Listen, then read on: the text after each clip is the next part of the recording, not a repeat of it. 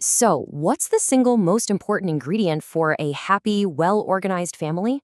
It's not about having a bunch of strict rules or a huge bank account.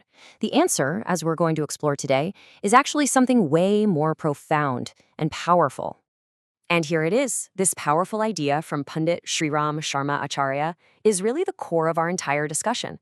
It basically says that the stability and prosperity of a home are directly tied to the empowerment of the woman within it. But let's unpack what that really means. To truly get a handle on this philosophy, we need to understand a really vital concept, the Grihalakshmi.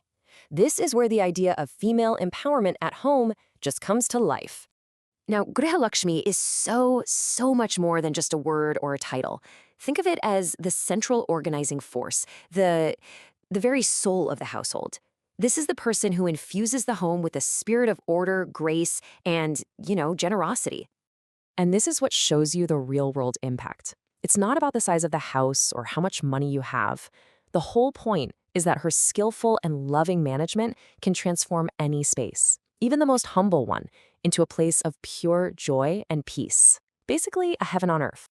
Okay, so if that's the ideal, what's stopping it from being a reality everywhere? To answer that, we have to confront a really deeply ingrained, outdated mindset that has held society back for way too long. The message here is crystal clear and it's urgent. This change isn't for some far-off future, it's for right now. The intellectual and spiritual power of women is truly the defining force of our time. And this just lays out this stark contrast we're facing. On one side, you've got this regressive, feudal mindset that just reduces women to servants. But on the other, there's this enlightened vision that recognizes them as divine beings with just immense potential and inherent dignity.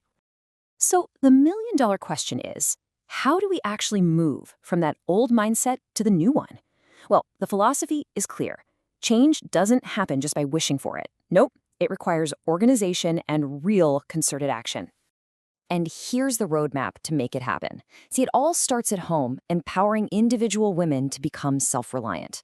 Then that individual strength gets channeled into small, local organizations, creating these powerful support networks. And why? Because collective action turns individual strength into a force for real change. Eventually, these groups become centers for social and moral progress, transforming the entire community from the ground up.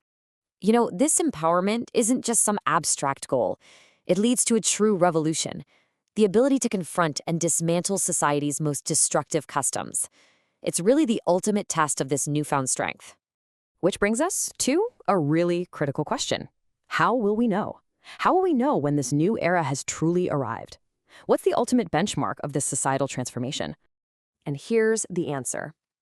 The true dawn arrives when one of the most significant events in life, marriage, is stripped of all that financial burden and transactional pressure. When it becomes a simple, dignified celebration of two people, totally free from the corruption of dowry and showing off, that's when we'll know real progress has been made. So let's just put it all together real quick. It all starts with empowering women inside the home. This requires a conscious revolution against that old feudal mindset.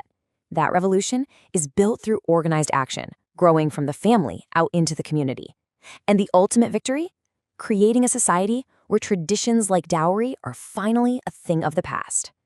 And that leaves us with one final thought. You see, this isn't just a philosophy to be admired from afar. It's a revolution to be joined. So the question to reflect on is this. What is the first, small, concrete step you can take today to support and champion this powerful change in your own life and in the lives of those around you?